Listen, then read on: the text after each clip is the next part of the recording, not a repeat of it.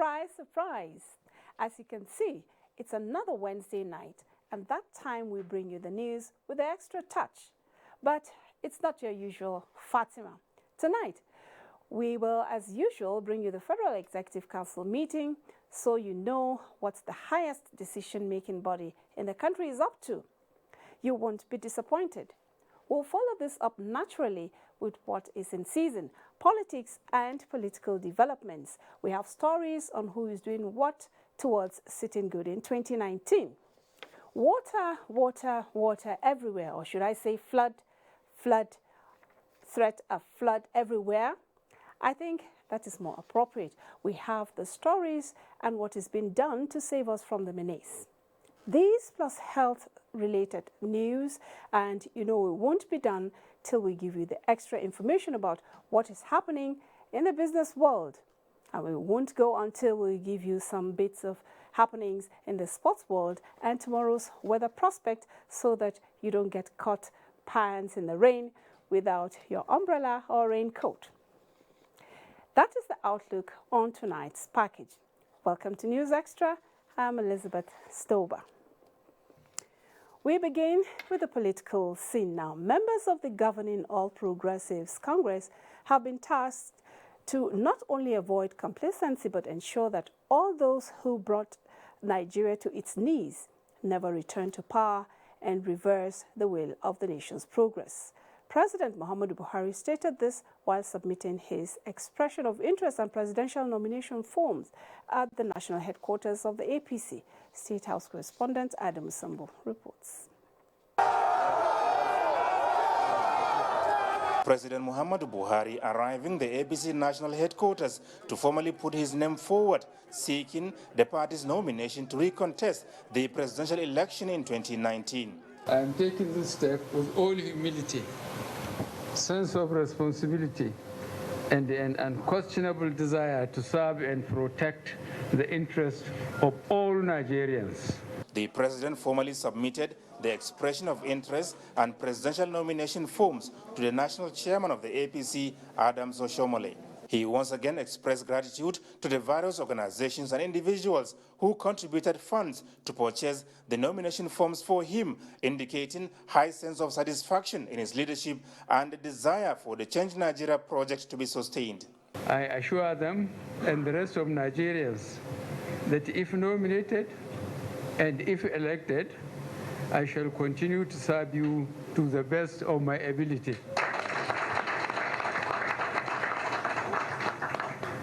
Let me today appeal to party members not to be complacent, but to prepare, strategize, and win 2019 election. We must not allow those who brought the country to its knees from 1999 to 2015 to come and take us back.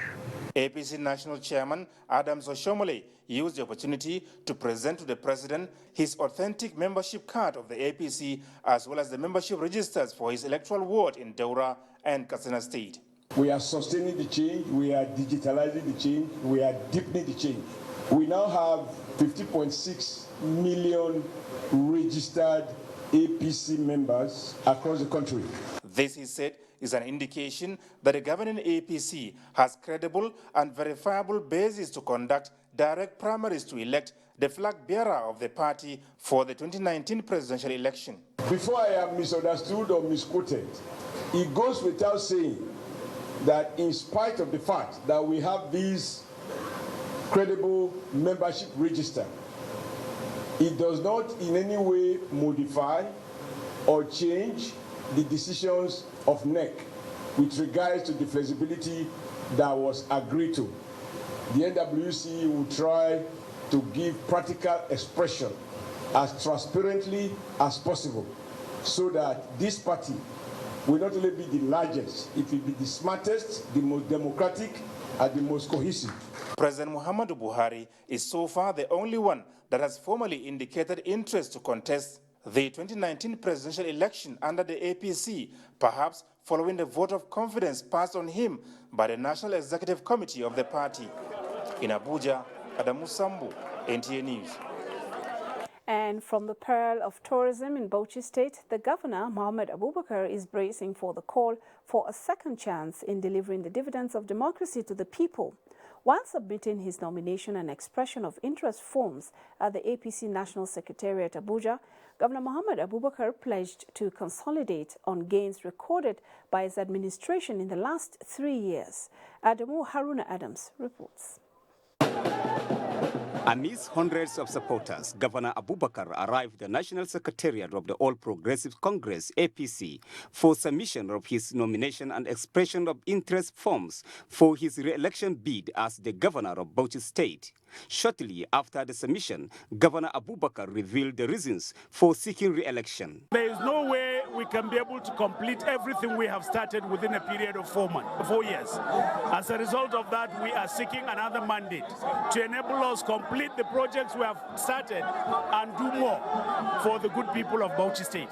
Some APC stalwarts from Bauchi State stressed the need for Governor Abubakar to rerun, adding that the transformation of Bauchi State should be taken to a logical conclusion. This is the kind of a governor that need to come back for the second term because of the developmental programs he commenced and we want him to complete. Looking at the caliber of people that went to the secretariat with the governor, that's a clear indication that he has done very well in the state. In Abuja, Adamu Haruna Adams, NTA News. Similarly, one of the APC governorship aspirants in Imo State, George Ezenna, says the party requires people with proven integrity and leadership qualities to occupy all elective positions on the platform of the party in the 2019 general elections so as to consolidate on the tremendous gains of the Buhari administration. Ezenna stated this at the APC National Secretariat, where he submitted his governorship expression and interest and nomination forms. Political correspondent Salo Abdullahi reports. George Ezenna, former secretary to the Imo State government, says his belief in the ideology of ideas and issue-based politics that will entrench and sustain the positive transformation under the leadership of the governing All Progressive Congress are a driving force for his governorship ambition. Well, because my state deserves the best. We deserve an organized person. We deserve a man who can start from where this governor has stopped. He added that the only way this can be achieved is by party leadership and supporters to play the game in line with the party's constitution and the nation's electoral rules and regulations. Students are supposed to work hard. They should go ahead and work hard, showcase what they have, who they are, what they're bringing onto the table, leave bickering and leave off godfatherism, fight square and fair. The Imo governorship aspirant was accompanied to the APC secretariat by his supporters. In Abuja, Salihu Abdullahi, NTA News.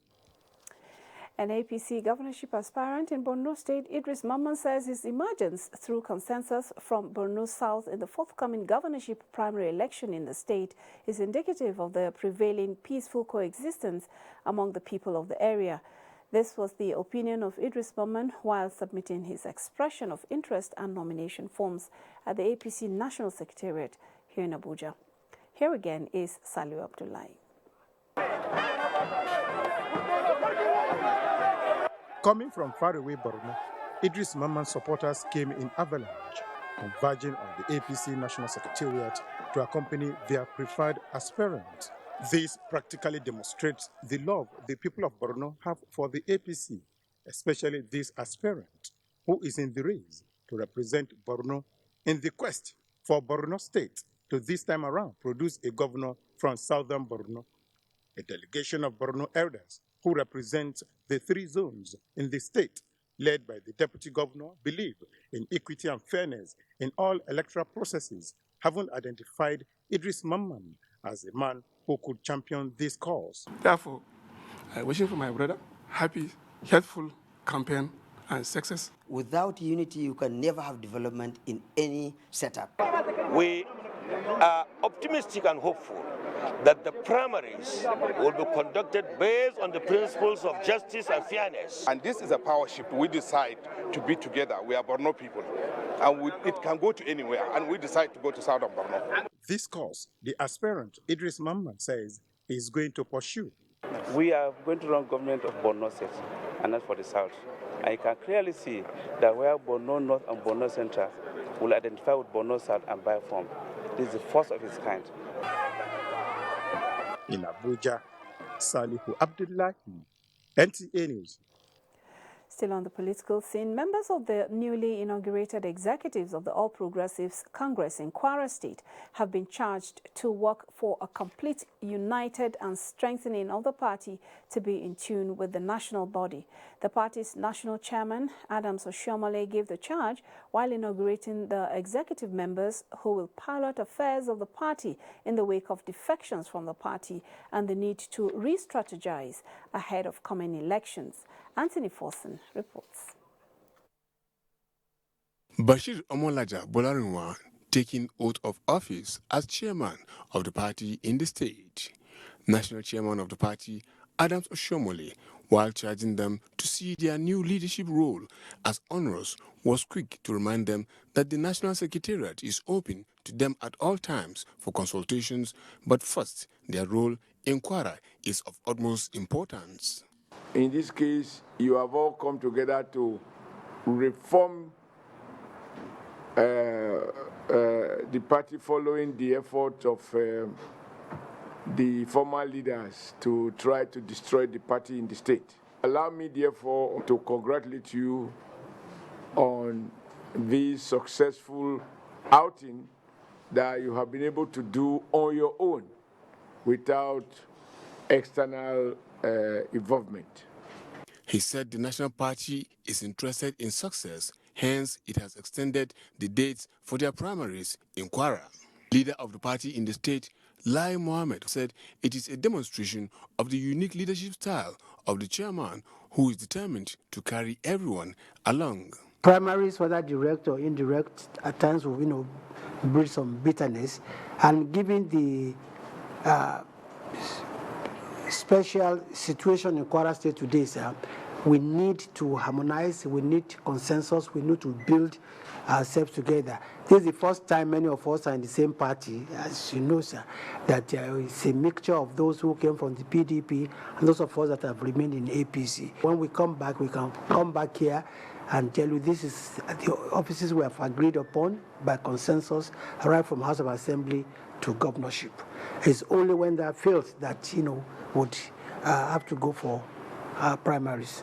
He assured the national chairman of the unflinching support and loyalty at all times. In Abuja, Anthony Forson, NTA News. Now, each day brings Nigeria close to the 2019 general elections, and discussions on the need for voter mobilization is on, with guests on NTA's Good Morning Nigeria insisting voters must know that what truly empowers them to make a difference in governance is their vote. Lydia Sampson tells us more. Voters' consciousness on their power not compromising their vote for temporary inducements are what discussants of Good Morning Nigeria say is paramount ahead of the elections. They also emphasize the critical role of voters in the 2019 elections. They urge the political parties to increase voter mobilization and create the needed awareness through synergy with other stakeholders. To ensure that we have such unity of actions that will guarantee a peaceful and informed outcome in the 2019 general elections. We want a peaceful polity. This movement will not like anything that will cause, disaffection, serious crisis at the end of the day. The discussants, who noted the keen interest with which voters are watching the movement of candidates from parties, say it is at the end of primary elections that choices will be made. They were also concerned about more than 7 million permanent voters' cards still unclaimed. In the eyes of the law, in the eyes of the Commission, all parties are equal. There are no small or large parties. But yes, quite honestly, there are some parties that will only field a couple of candidates, a few candidates, and there are others who will field for every position. It is their very competition that will give the voters the options where they are going to exercise their preferences. It was also the opinion of discussants that voters' apathy is getting low as they feel their vote will count. In Abuja, Lydia Samson, NTA News. The political arena is agog with activities, a pointer to the 2019 electioneering year. One big issue for many as the poll draws near is that of electoral offences such as hate speech, vote buying, thuggery and so on. The questions, therefore, are how stringent is the law on offenders and how best to build a vibrant polity? Talatu Ezirike finds answers. It is popularly said that every human is a social or political being, but there are those who are key players in ruling political affairs. The politicians. They are guided by electoral rules, which strengthens democratic culture for political advancement. There are, however, concerns over certain acts that include hate speech, vote buying, undue influence, political violence, and thuggery that contradict the electoral guidelines. This, many say, is overheating the polity as they advocate decisive measures for electoral offences. We lack the capacity and the equipment to prosecute. And the Constitution bestows this particular function on us. At times, some of the people who want to offend might even be to prosecute might be our own staff. How do we go on prosecuting ourselves? This still calls for the setup of what we call this electoral offences tribunal. There are weak structures within the political parties. We are going to put in a very, very good strategy on ground. And we're going to reduce this kind of stupid thing about vote selling and vote buying to its barest minimum. But can politicians be exonerated from blames that give rise to electoral offences? There are people that are desperate. They want to win election at all times and in any way. So when they come, they always use their resources or whatever, available to them to disrupt the peace process of conducting our elections. The reason why we are where we are today is because nobody is being made an example of. This is the first time it's happening under this INEC in the history that the INEC is prosecuting its own staff.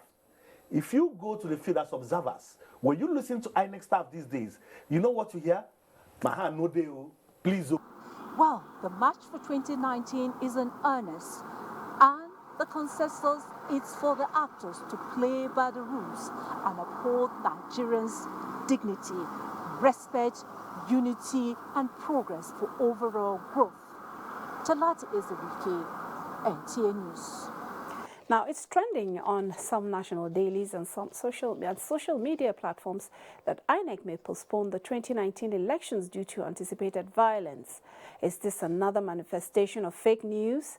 Mia Ogidi is just back from the INEC national headquarters, and let's hear from him.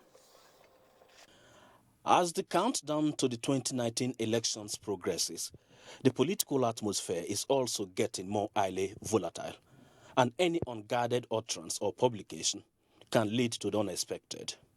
So, when this publication on the alleged postponement of the 2019 elections filtered in, NTA News became curious. This curiosity took me to the office of the Chief Press Secretary to the INEC chairman. It was a misrepresentation of facts, so we are not postponing. To be sure, INEC has no plan to postpone the 2019 general election. This should put to rest this rumor, and the Chief Press Secretary reaffirms the Commission's determination to conduct rancor-free polls in 2019. Mie Ogidi, NTA News. Now, we're not done with the preparations towards a successful 2019 general elections. Ahead of the elections, the Economic and Financial Crimes Commission, EFCC, says it is working closely with the Independent National Electoral Commission, INEC, and commercial banks to curb vote buying and illegal election funding.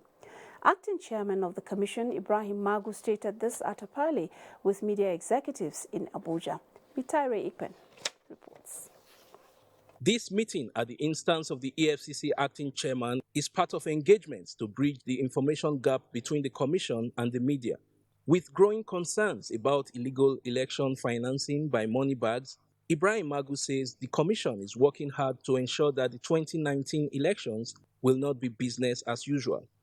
He said persons allegedly involved in vote buying in recent elections in the country are still being investigated and will be brought to book. Before now, it was inconceivable for law enforcement agency to investigate the source of election funding of political parties and their candidate. This has led to gross financial abuses and the perversion of the electoral process. With our modest achievement in this area, I can assure you that our politicians will be more circumspect as we go into the next general election. On the anti-corruption scorecard this year, he said the Commission has so far recovered 106.5 billion naira, $1.6 million, over 600,000 pounds, and 25,000 euros. All we are saying, let people stop stealing our commonwealth. Let people do the right thing. The EFCC boss urged members of the Fourth Estate of the Realm and all Nigerians not to relent in exposing corruption wherever it exists, saying the Commission looks forward to a time when the fight against corruption will be owned by all Nigerians. In Abuja, Mitaire Ikwen, NTA News. In other news now, Chairman of the Presidential Committee on the Decongestion of Prisons, Justice Ishaq Bello, has warned judges of lower courts across the country to desist from introducing issues alien to the nation's law into their judgments. Justice Ishaq Bello gave the warning after inspecting prisons in Kebbi and Sokoto states. Femi Okewo reports. In its previous visits to states such as Lagos, Rivers, Imo, Ogun, Kano, Jigawa and Kaduna states, the committee had observed that some judges were in the habit of giving remand orders on suspects without caring to include a return date, thereby bringing about an endless remand of suspects and an overstressing of the nation's prisons with awaiting trials. Now, another flaw has been observed by the committee in the judgment of judges, particularly the Sharia and upper area court judges. This is in the sentencing of convicts to fines and the payment of compensation and also the payment of cost of prosecution. Justice Ishaq Bello, who is also the chief judge of the FCT High Court, says such orders are alien to our laws. There is no legal basis for such kind of orders. It's a cheat on the citizenry. It is unjustifiable, and this must be addressed. We had taken some steps before I left Kebbi State, and today I had discussed this with the head of court and the Attorney General of the Federation, and this has to be addressed, and it will be addressed. The Minister of Justice, who was also on the team, said that the setting up of the committee is as a result of President Muhammadu Buhari's concern on the congestion in the nation's prisons. While the federal government, through the Office of the Attorney General of the Federation, and in this case, the Kebbi and Sokoto state governments, provided funds for the paying of the fines of some of these inmates, the process of securing their release always takes a very painstaking process in order to ascertain the circumstances under which they found themselves in prison and the environment they are likely to return to if released. Close to 200 prisoners were released in the Kebbi State and Sokoto State prison visits. Femi Okewo, NTA News. National Security Advisor moves to sort out the herders-farmers crisis, find out who he has been meeting with, plus the flood situation. After these messages, stay with us, we'll be right back. Hello, Auntie Kay. How is Atlanta? I'm just getting ready for a photo shoot. Got my makeup on. Hey, Klaus, how you doing? How is Germany? Hold on, 1 minute. I haven't seen the containers yet. Oh, they are still in India. Hello, Mama. Guess who's online? Hey, Rajesh, what time is it in India? How is South Africa, Mama? Aren't you spending too much on calls now? Don't you worry about it, Mama, because with Glow, you only need to pay 200 Naira a month and you get up to 85% discount on all calls to over 200 international destinations. See, I'm going to let you guys have to go now. Right? Time for the photo shoot. Love you. Bye. Where's the photographer? Hey, my friend. How are things going in Canada? Glow International Call Slasher. Pay 200 Naira monthly fee to get up to 85% discount to call over 200 international destinations. Dial *777# to choose your plan. The largest data network. Glow. Grandmasters of data. Bayes University is a fully licensed university operating since 2011 and has grown to have 32 accredited programs in 6 faculties. This includes computer and applied sciences, management and social sciences, engineering, environmental sciences, law, and basic medical sciences. The university also offers postgraduate programs and foundation courses in a conducive learning environment with modern teaching facilities and high-quality national and international staff. Bayes University graduates have either progressed into respectable career positions or have obtained postgraduate degrees from different parts of the world with distinctions. Admissions for 2018-2019 academic session is ongoing. Call or visit www.bayesuniversity.edu.ng. Bayes University, Abuja. Learn to live. Here is Kellogg's Cocoa Pops for you. Kellogg's Cocoa Pops is tasty and nutritious and has 11 vitamins and minerals. I cannot think of a better breakfast for my children. Do you give your kids Kellogg's Cocoa Pops? Enjoy Kellogg's Rice Krispies for breakfast. It snaps, crackles, and pops. Kellogg's Rice Krispies is tasty and is enriched with 11 vitamins and minerals. My family loves it. Try today. So Clean, the detergent brand trusted by millions of Nigerians. For decades, its 30% concentrated formula has been trusted to wash faster, brighter, cleaner. So Clean with stain magnet technology. The advanced enzyme formula pulls trapped dirt out of fiber like a magnet. So Clean with stain magnet technology for even better stain removal. There is a reason Africa is called the new frontier. What was once potential is now an opportunity ready to be seized. Once revered for our resources, today's wealth lies in our people. People who build the cities that shape the future. People who know an idea in one place means business in another. A generation for whom technology means there are no borders, no boundaries. We are the new lions in a brave new world, kings of the urban jungle. And there's a bank that puts the world in our pocket and the future in our hands. UBA, Africa's global bank. All right, kids. Today you're all going to tell me how you all spent your holidays. So the essay will be... Who did that? Who did that?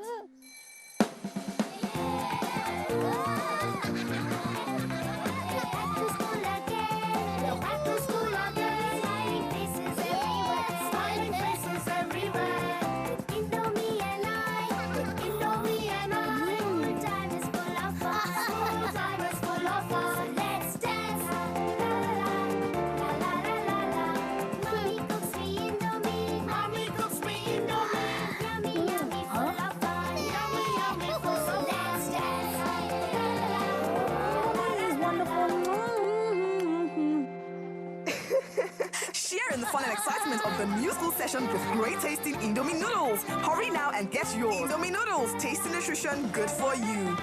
Ladies and gentlemen, please welcome the daring and invincible Louis the Mosquito. Responsible for 200 malaria cases all on its own. Is there anything that can kill Louis? Morphine! Presenting Mortine's Power Guard. Its powerful formula kills malaria mosquitoes fast. So, get Mortine Power Guard. Thank you for staying with us on News Extra. Now, the federal government has set up a high-powered interministerial committee to carry out a comprehensive investigation on the earth tremor that occurred recently in some parts of the nation's capital, Abuja. FCT Minister Mohammed Musa Bello announced this while briefing newsmen after the meeting of the Federal Executive Council. State House correspondent Adamu Sambo reports that issues relating to the economy as well as the enhancement of the nation's electoral process were also discussed. With President Muhammadu Buhari presiding, the Federal Executive Council discussed at length the recent earth tremor in parts of the FCT and unanimously agreed that the unprecedented occurrence be deeply studied so as to understand the causes and what needs to be done. This informed the constitution of the Interministerial Investigative Committee, with membership drawn from the Ministries of Science and Technology, Power, Works and Housing, Mines and Steel Development, as well as the FCT. FCT Minister Mohammed Musa Bello once again assured residents that there is no cause for alarm, as Abuja, according to reports, does not fall within a geographical area that could be affected by tremors of high magnitude that might lead to earthquakes. I want to use this medium to reassure residents that there is no cause for concern. And as a matter of fact, within the vicinity of the Pape area, the Federal Ministry of Power, Works and Housing will send in their experts to just do some structural assessment of the properties around there, just to make sure that everything is safe. But at some point in the future, when this interministerial committee looks at this matter very closely, will be in a position to really give full and comprehensive situation report to the nation. But for now, there is no cause for alarm whatsoever. The Federal Executive Council also discussed the latest report of the National Bureau of Statistics, describing as encouraging that the nation's economy continues to grow. The economy grew in the second quarter by 1.5%. But what is encouraging to Council is that non-oil has continued to grow, that the non-oil grew by 2.05%.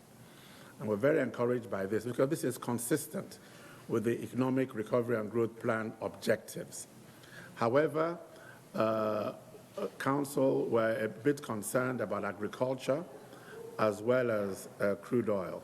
And so we intend to intensify efforts in agriculture, which have been affected by some of the insecurity in some parts and some of the clashes, which are now being contained. So we expect agriculture to go back to the 3%, which we had been experiencing before. In the meantime, 3 draft bills have been approved by the Council to be transmitted to the National Assembly for consideration towards enhancing Nigeria's electoral process. These are the review of the Constitution Alteration Bill 2018, Electoral Act Amendment Bill 2018, and the Electoral Offences Commission Bill 2018. Arising from the commitment of the federal government, the need has arisen to enhance the accountability and the quality of the conduct of the election, to have in place a permanent structure that will be responsible for not only investigation but indeed the prosecution of electoral offenders, with a view to enhance the system by way of establishing a very good culture of the conduct of the election and ensuring enforcement in cases of breaches. Justice Minister Abubakar Malami takes pride in the fact that the independence of INEC, Nigeria's electoral umpire, has been enhanced under the Buhari administration. At the moment, he said, the electoral body is not subject to the directives or control of any authority.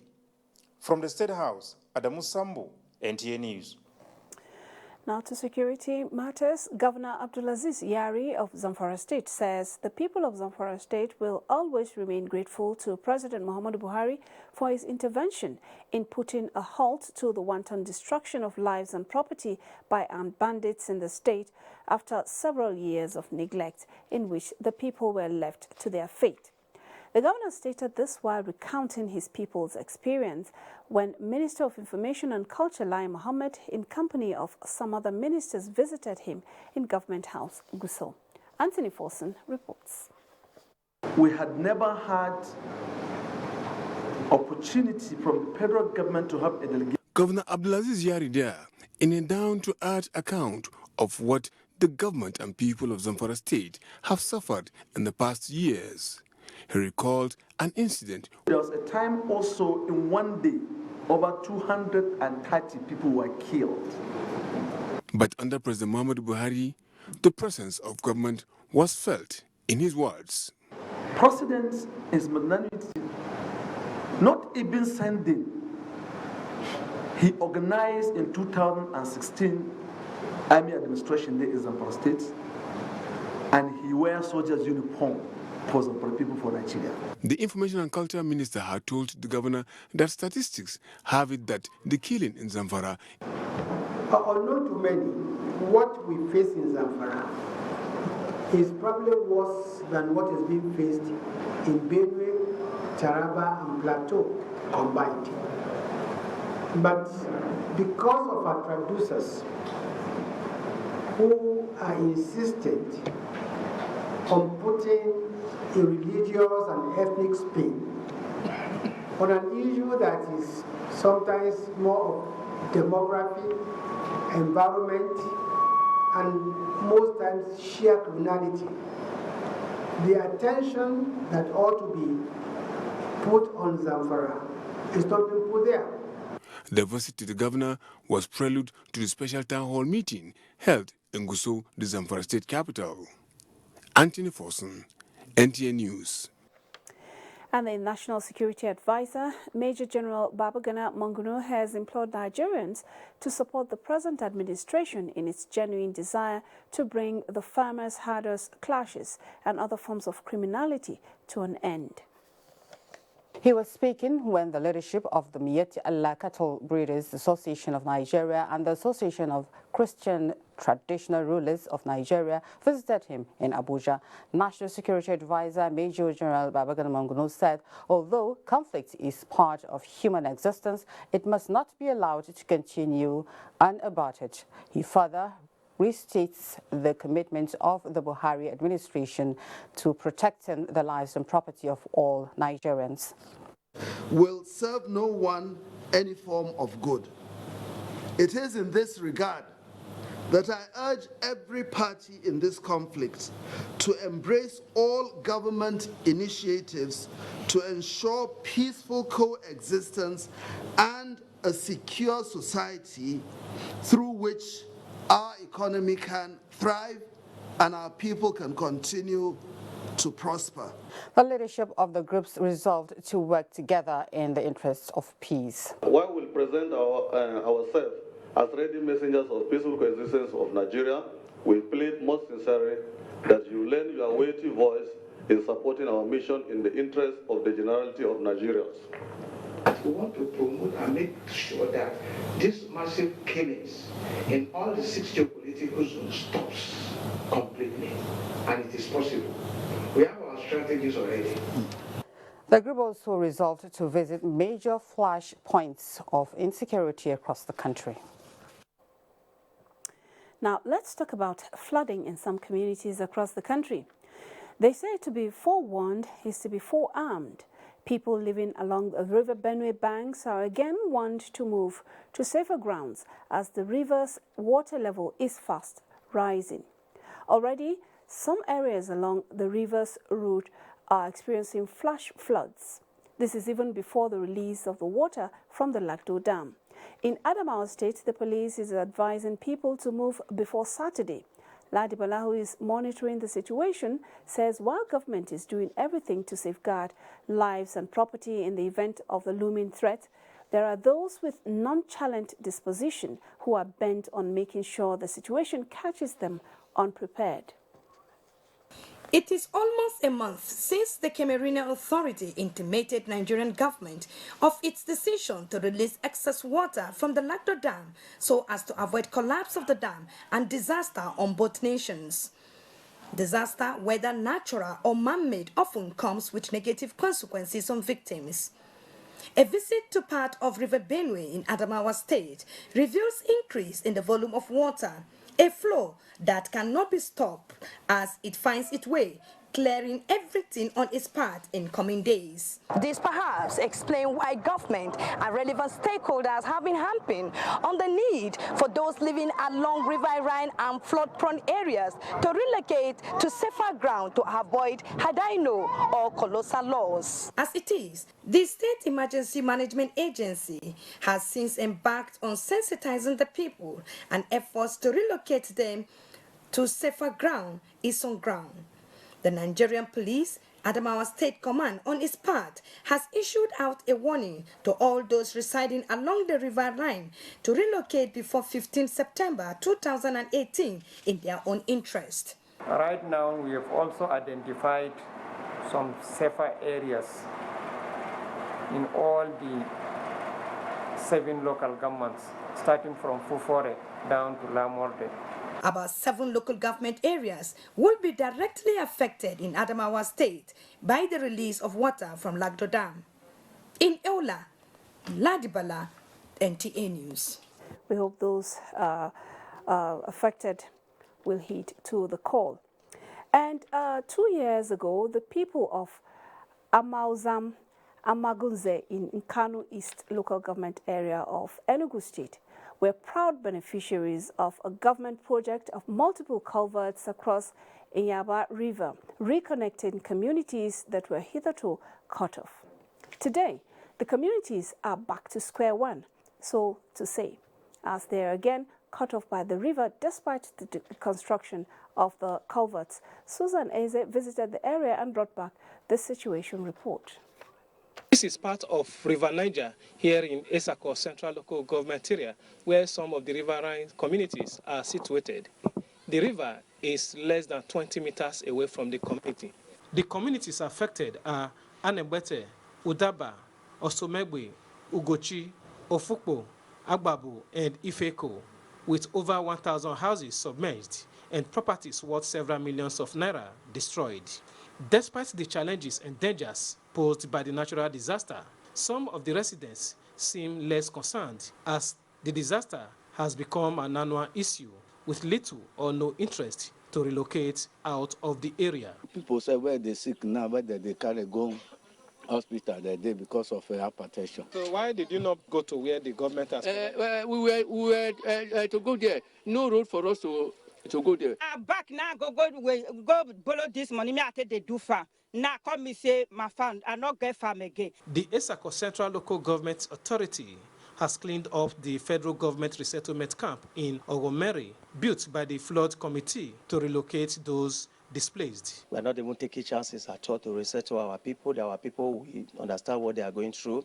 We have also embarked on sensitization campaign. Hundreds of families in Ilushi community, east and southeast, also in Edo State, have been sacked from their homes as River Niger overflows its banks. Look at our children.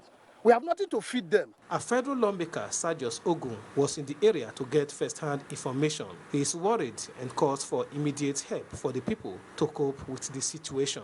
We have sent a letter to NEMA to bring food, to bring mattresses, and all to this community. Benin is also having its fair share of flooding, and the people say, with no sign of the rain subsiding soon, there may be tougher times ahead. Every landlord and landlady in this environment, they are now homeless. Meanwhile, the state government has issued warnings to those in the flood-prone areas, including Ovia Northeast, Ovia South, Esako East, Esako Central, and Ikpoba Oha, to relocate to safer areas provided by government. Victor Odion Acha, NTA News. Indeed, the flood is ravaging communities in Edo State. Victor Odion Acha there. We earlier told you that the people of Amagunze in Kano East local government area of Enugu State are also counting their losses, as Susan Eze tells us. No matter the obstacle in its path, water must find its natural course, and Inyaba River promptly obeyed that natural rule when it totally washed off the sandfield created during the construction of the multiple culverts. With their joy short-lived, life around the Inyaba River has become burdensome for residents of Amozam, Ohuani, Amagunze, and other communities that ply the route. They lament that whenever it rains, students can no longer access the only secondary school in the area. Neither can the people get to the Eke Amagunze market to sell their farm produce. It's supposed not to be covered, it's supposed to be bridged. Because if it is bridged, we will consider the length. The length will be sizable enough to accommodate the volume of the water. I'm appealing to the government to come and rescue us from that bondage. Though these wooden bridges put in place by the youths come handy as palliatives, the problem is far from being solved, as several casualties and, in worst cases, death have been recorded from people who attempt to cross the bridge. The people are therefore appealing to relevant authorities for the completion of the Amagunze-Amechi-Dodo Road, which traverses the Inyaba River for easy access to the local government headquarters through the Enugu-Abakaliki Expressway. From Amagunze, Nkano East Local Government, Susan Eze, NTA News. Now, there is this saying that safety does not happen by accident. While this may encapsulate a wide range of interpretations, let me quickly bring you up to speed on the rampant cases of gas explosions at dispensing depots and refilling outlets in some parts of the country, with the attendant dire consequences. Well, those involved are no longer taking it lightly going forward and are on the same page about entrenching drastic measures to block existing safety gaps in the supply chain. Joshua Ojito tells us more. They are victims of the recent gas explosion in Lafia. It is referred to as an accident, but it may have been averted if the owners of the outlet followed diligently in repairing a leakage that persisted for days. Many people have lost their lives and properties destroyed over the years in similar circumstances of neglect. From the beginning of this year, gas explosions killed scores of people in Ikosi, Isheri, and Badagry areas of Lagos, and in Kaduna, where 15 shops were razed and one injured last July, among others, in high-density communities. The cause has always been blamed on leakages either from cylinders or tankers carrying the commodity. Certification for such projects to be cited must be sought from relevant agencies, whereby safety is guaranteed for the generality of the public. Such projects should not be cited in the midst of people. We should be able to give distance. And in our condition today in Nigeria, when you see something like this, it shouldn't quick to go there. Findings show the agency of government whose responsibility is to ensure best practices in the industry is contending with operators who lack the basic knowledge to be in the business. They deploy substandard facilities for their operations. There is also the proliferation of retail outlets, which the agency findings show makes it difficult for effective supervision and enforcement. We are going to have a complete safety audit, especially on LPG plants and facilities. With such high risk, stakeholders are advocating for the review of town planning laws, inciting gas plants and outlets. I've just directed that the committee should meet with me so that we will review the locational approvals of all these volatile businesses. But can this initiative be replicated in parts of the country, as the general consensus among stakeholders is for the regulatory agencies to enforce compliance in order to avert gas explosion again in any part of Nigeria? It is always evident that a stitch in time always saves 9. And while the utilization of gas is cutting down other means to fuel domestic and industrial needs, it is also pertinent for the operators to play the game according to the rules. In Lafia, Joshua Ojito, NTA News. Let's talk about matters that concern our health. Now, experts have often warned about the harmful effects of air pollution. But could it be more serious than previously reported? Hingino John Adams has been looking into a report that says air pollution could reduce the lifespan of an individual. Take a look. And have been in the business of roasting meat and chicken locally, known as suya, for over 20 years in this little room. They do not for one moment consider the smoke that emanates from the processing as bad for them. Yusuf Jibrin, one of the young men, speaks on his experience. 25 years, we have been doing this business for the past 25 years, and the smoke has never affected our health. Researchers have since met the link, but the result of recent research indicates that it could be more serious. It suggests that air pollution reduces global life expectancy by months or even years, as well as the level of intelligence by 1 year. Most of these chemicals and gases, they are harmful and injurious to human health.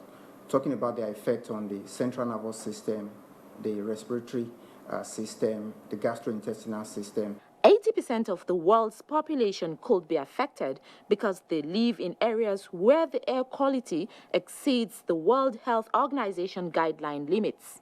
You have all the so-called particulate matters, and they are all airborne. They could be attached to some dust.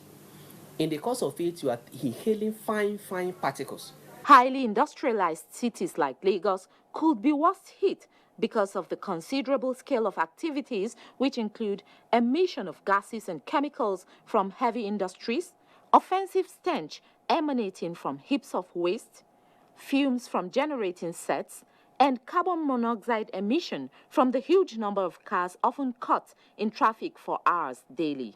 Air pollution has been linked, with cancer, cardiovascular disease, cerebrovascular accidents, premature deliveries. Air is good. No one can survive without it.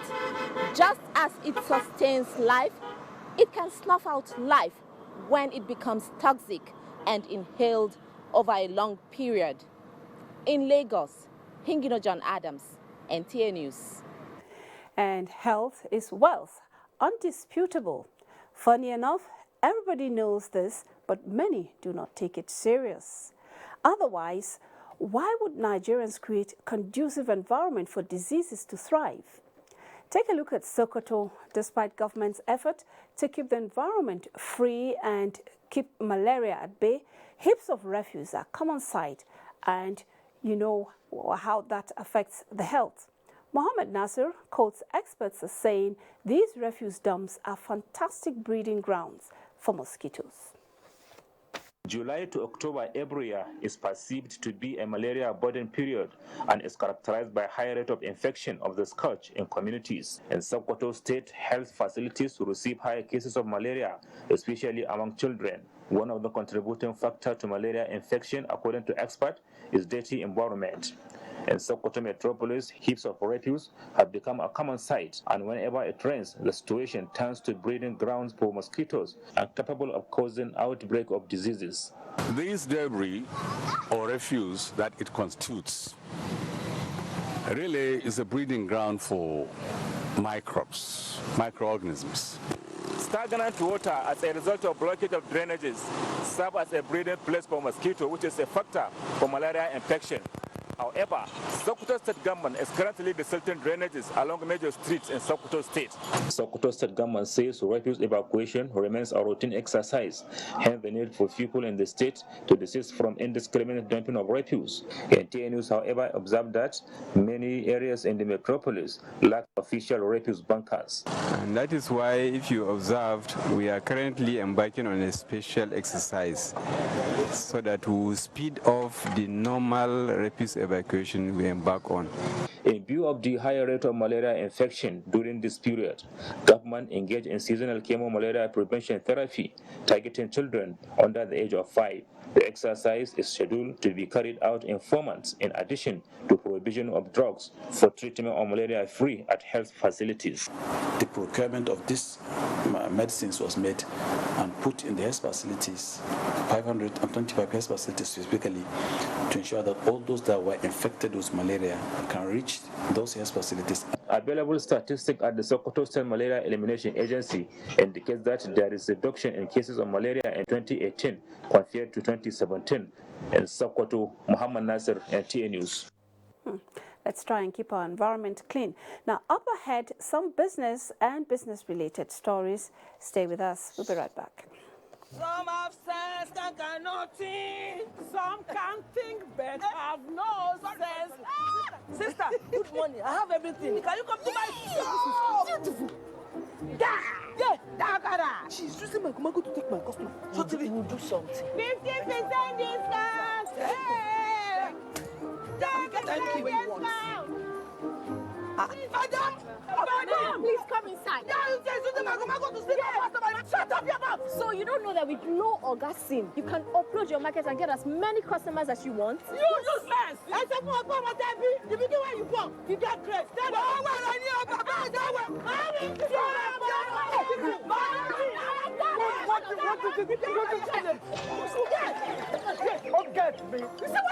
With Glow Oga SIM, enjoy 125% more data to get. Some have sense and cannot think. Some can think but have no sense.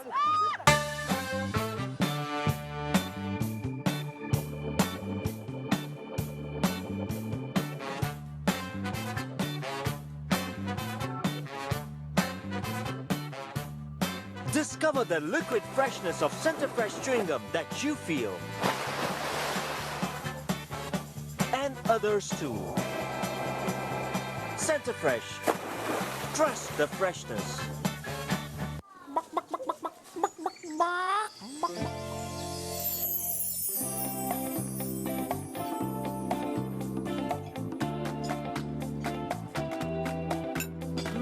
I can taste the real chicken.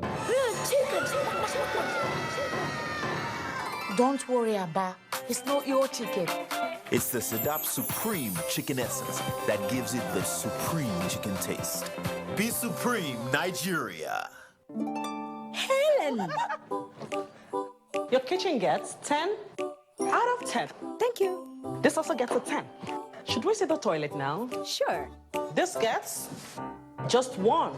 It is clean. But not perfect 10. Better than my detergent and bleach? Impossible. Challenge? Try the new Apic 10X. Compared to bleach and detergent, Apic sticker formulation removes yellow stains times better, giving you a sparkling clean toilet. Wow. Now you also take that Harpic 10X challenge. Also available in 200 ml pack.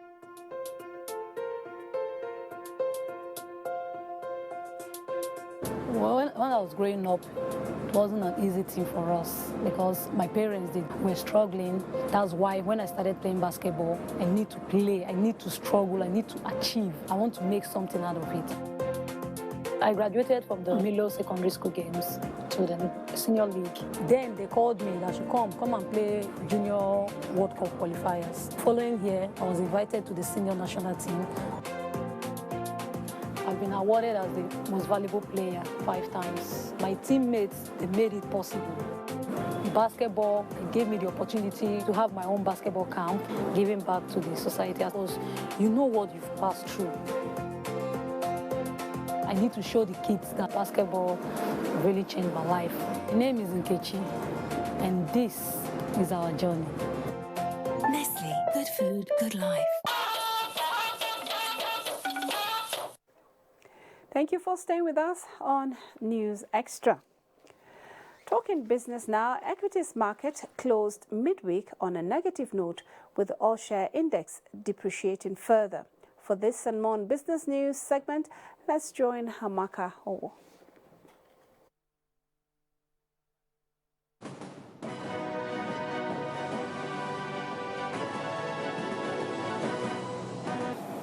Good evening and welcome to Business News. Small and medium enterprises remain a veritable channel for driving the needed economic growth in the country.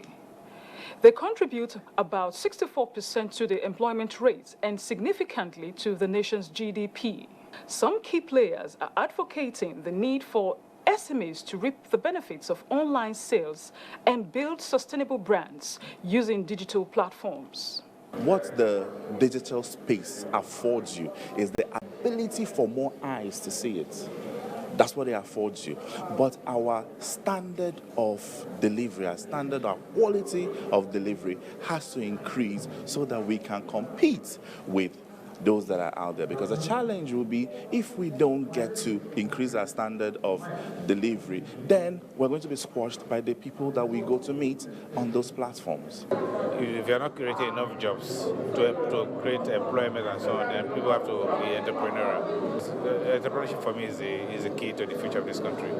Still on growing small businesses, industrial analysts say economic prosperity is also derived from the development of the macroeconomic sector. About ensuring that businesses that have transcended the challenges of the startup phase and are mid-size do not fail, as we have observed tends to be the case. For a lot of people, entrepreneurship is no longer a choice, it's imposed. Integrity is critical, and that to build a business, for it to thrive and all, you need to be innovative. Okay, so that's to do with sustainability, and to do with succession, you need to be able to transit. We're building transgenerational businesses, so it's about sustainability. It's being about thriving and then extending this thriving to the next generation. We now bring you graphic details of trading in stocks today.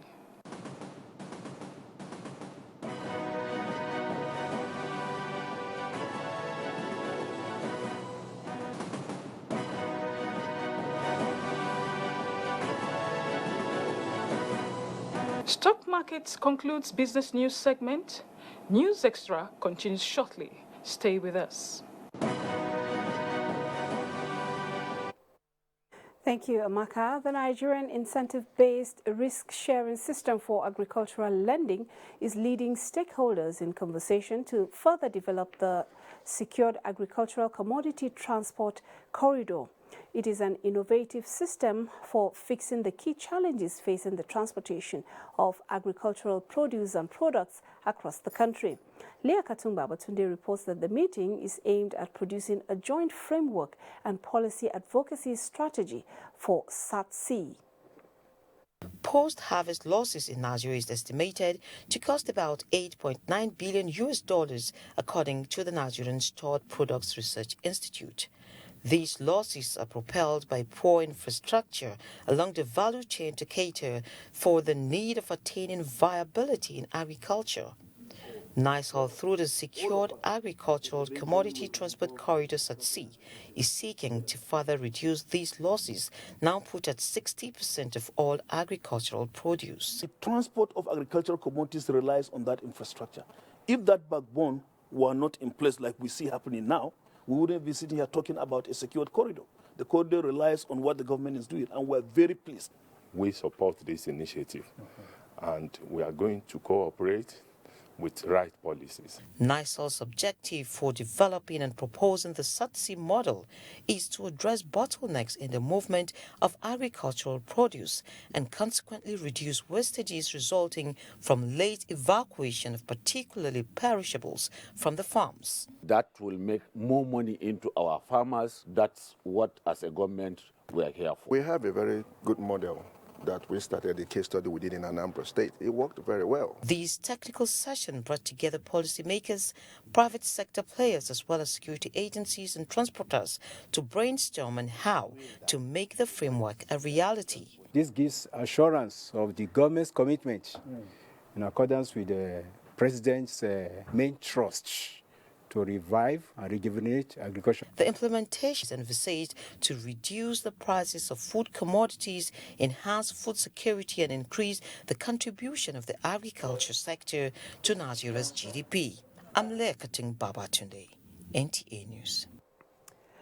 Now, do you know that when you are number one in what you do, it's a big deal?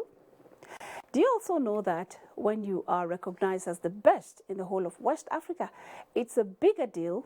Well, this is about Benani Printing Press, whose quest for quality and efficient service delivery has propelled the West African Council for Merit Awards, Washington, D.C., to celebrate the Benani Printing Press as the best in West Africa.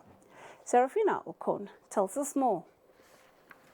Established about 10 years ago, the Benani Printing Press has grown from being a micro-business to a multi-billionaire investment, providing printing solutions to its numerous clients without compromising on its standards. The printing press has employed over 50 people in different departments of the company.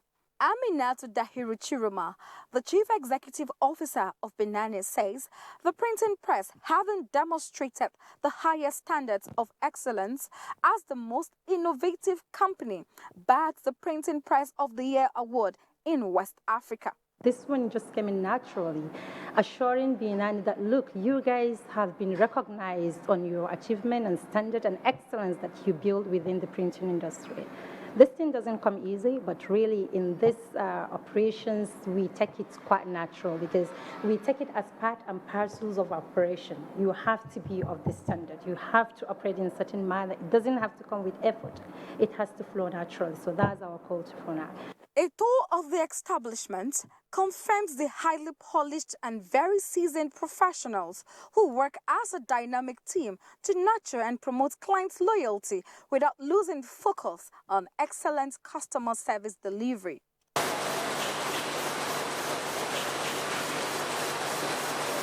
To any emerging sector within the industry, printing press is one of the emerging sectors, and if we are to be given such recognition, I think many more should do. Really, that's what I feel right today. No doubt, the tradition of excellence is being played out over the years as Binani Nigeria adheres to processes in line with industry standards and best practices obtainable anywhere in the world. Serafina Okon, NTA News. Now, the Nigerian Export-Import Bank has earmarked 1 billion naira to finance the production and exportation of sesame crop in Katsina State as part of efforts to diversify Nigeria's economy from oil and gas as the main foreign exchange earners. The managing director of Nexim Bank, Abba Bello, disclosed this when he paid a working visit to Katsina State Governor Aminu Bello Masari at the Government House. Correspondent Bashir Bala reports. Nigerian Import-Export Bank has set up State Export Development Fund with the aim to identify and finance strategic export agricultural products across the country. The managing director says Nexim Bank, under the fund, has earmarked 37 billion naira for the 36 states of the Federation, including the Federal Capital Territory, to support primary production and the exportation of exportable commodities. He said Katsina State was selected to pilot the scheme with 1 billion naira to support the exportation of sesame crop before the end of this year's harvest season. Abba Bello explained that the 1 billion naira earmarked to kickstart the project in Katsina State will be distributed to grassroots farmers at concessional interest rates using the federal government's anchor borrowers model. We are going to boost the production of the commodity, and by doing that, you are creating jobs. Okay, and in the long run, not only Katsina State, but the national economy as a whole benefits from the growth, expected growth in export of commodities from Nigeria into the global market. Katsina State Governor Aminu Bello Masari described the initiative as a welcome development, noting that anything that promotes agriculture upgrades the living standards of the people. In Katsina, Bishir Bala, NTA News. Coming up next is happiness. I'm sure you're wondering what I mean by that. Stay with us. When we come back, we'll tell you.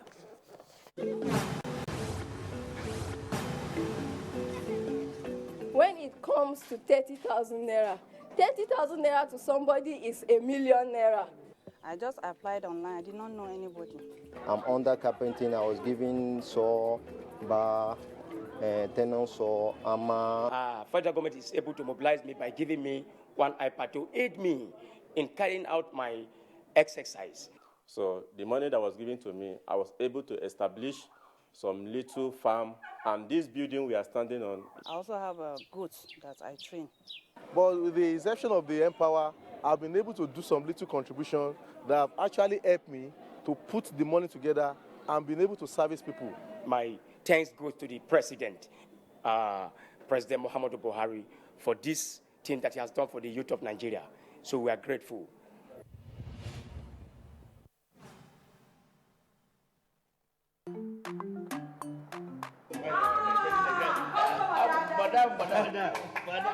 Madam. Brought us as usual. As usual. You have no problem. For the three put You are welcome, sir. As usual, yeah? I was... You take that one. You take that one. You don't understand?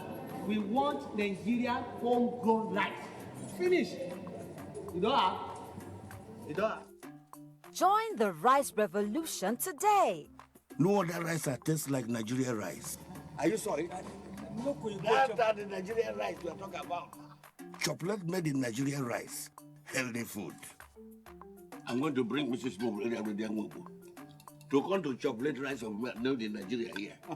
And see how it are made. Correct. And how they are cook it. Correct.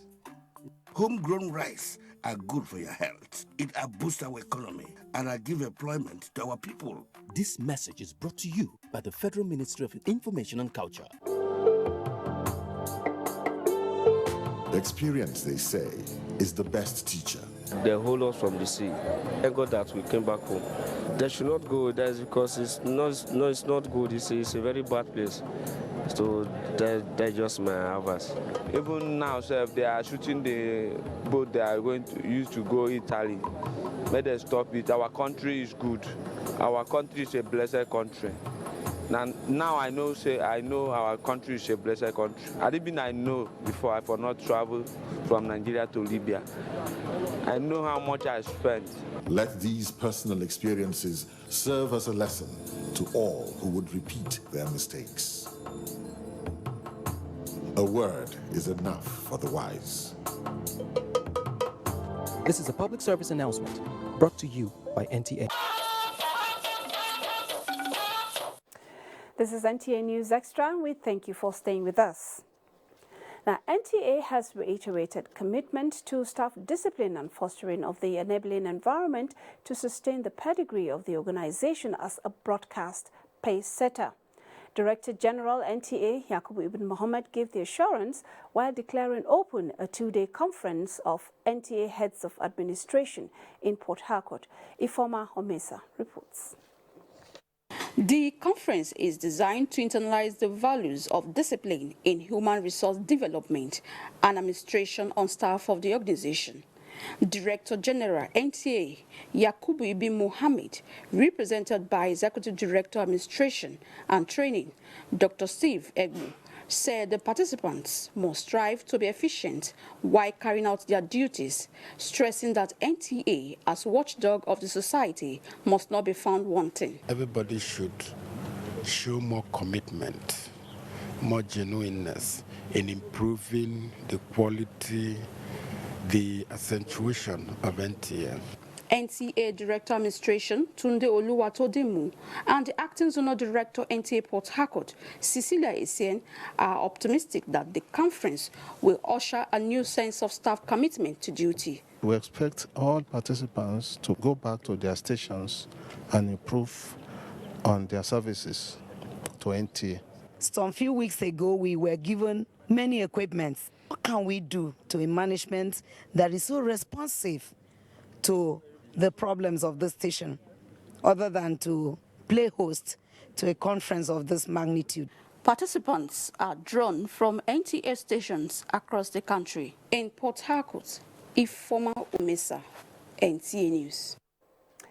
Now, Imo State is deliberately creating happiness. There is no doubt that happiness is when what you think, say, and do are in harmony.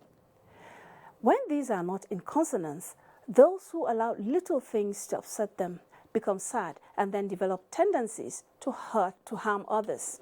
This is one of the reasons Imo State created the ministry, which Adebola Brookslyn Sunday tells us in this report. Every day, man have many cause to get hungry due to stress or irritation. But one's reactions to these negative emotions to a greater extent will translate to either happiness or sadness. Imo State made history as the first state in the country when it created the Ministry of Happiness and Purpose Fulfillment.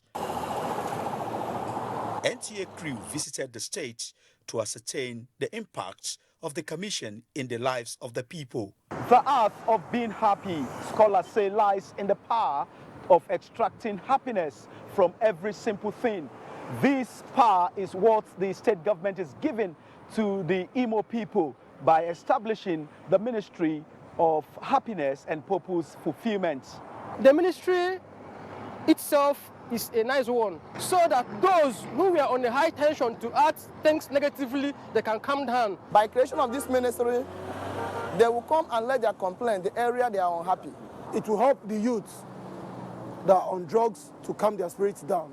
Governor Rochas Okorocha explained the reason he established the commission. We want to create the consciousness of the people to be happy. In Imo now, gradually they're becoming happy.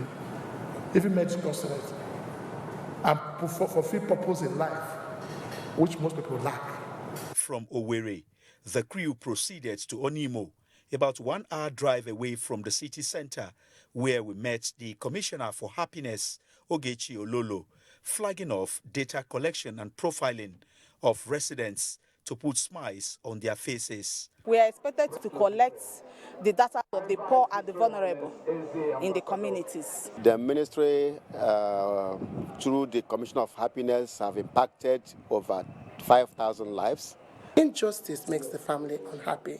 Ogechi Ololo said the impact of the commission is enormous. We have reached out to so many Imo lives. For example, when the Libya people were deported or returnees, I was the one that received them and gave them a soft landing by understanding where they're coming from and telling them there's no need for us to judge them or condemn them. We accepted them, we received them as queens and kings. So we are the voice for the voiceless. If happiness radiates like the fragrance from a flower and draws all good things to the beholder, should this commission be replicated nationwide? A question begging for an answer. Adebola, Brooksland Sunday, NTA News. Imo people, happy people. Now, every culture has its customs and peculiar ways that makes it unique from others and endears people to it. You'll be surprised that Borno State, which the insurgents have tried to bring to its knees, is still proud of its name, Borno Kiji, meaning a place of happiness and enjoyment in Kanuri language. Let's go over to Maiduguri and hear about it from Jumai Yusuf. Like a jewel of inestimable value, Borno at the height of Canon Borno might remained a center of socio-economic and religious contact with empires in the West, North Africa, Sudan, and nations beyond the Mediterranean, maintaining a rightful place in the sub-Saharan trade. When Borno was having an established, structured, administration in terms of political, military, social, and economic, even the Great Britain was just, starting up. So therefore, Borno became so great, and because of the resilience and the attitude of its leaders of accepting everyone. Today, Borno serves as a principal trading hub in Nigeria and Africa, bringing together people from all over the country and beyond, cutting across ethnic, religious, and tribal lines.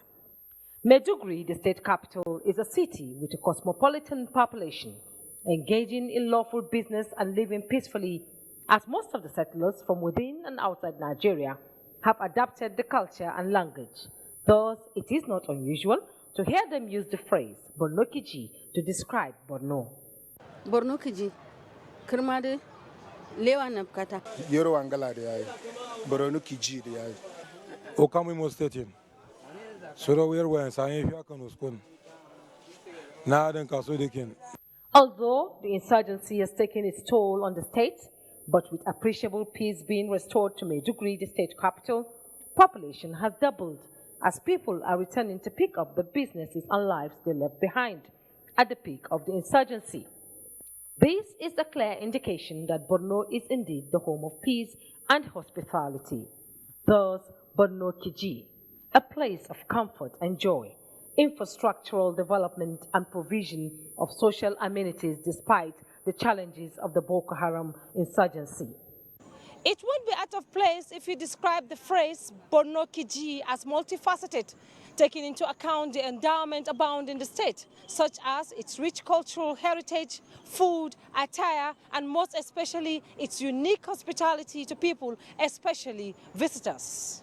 In Maiduguri, Jumai Yusuf, NTA News.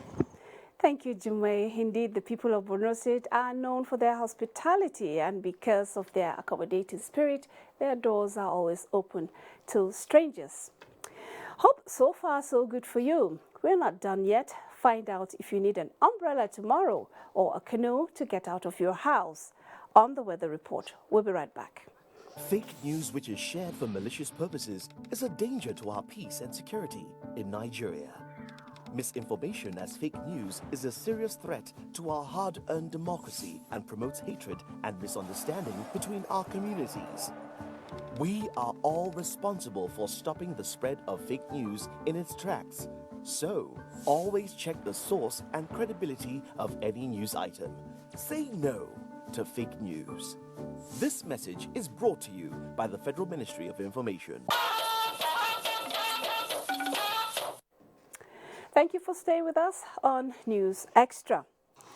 Now, law to criminalize violence against women takes effect in Morocco, and Ademo also has details of this and more from news around the world.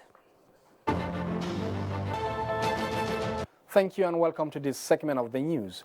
We start in Africa, where rockets were reportedly fired at Libya's only functional airport, the Mitiga Airport, Tripoli, late Tuesday, forcing flight to be diverted. The airport was only reopened last Friday, following a week-long closure due to fighting between militias in and around the city. There was no report of casualties or material damage as a result of the attack. Officials say all Tripoli-bound flights are being rerouted. Tripoli has been gripped by a wave of violence recently as rival troops struggled to gain control of the capital city. And in Morocco, a new law criminalizing violence against women came into effect on Wednesday. Approved by Parliament in February, the bill imposes tougher penalties on perpetrators of various types of violence committed both in private and public spheres, including rape, sexual harassment, and domestic abuse. Locally known as Sakawi, the legislation also defines the offenses of sexual harassment to include unsolicited acts or statements delivered in person, online, or via telephone. Those found guilty of violating the laws face prison terms ranging from 1 month to 5 years, along with fines. And to Europe now, the European Parliament has voted to pursue unprecedented disciplinary action against Hungary over alleged breaches of its core values. Prime Minister Viktor Orban's government has been accused of attacks on the media, minorities, and the rule of law, charges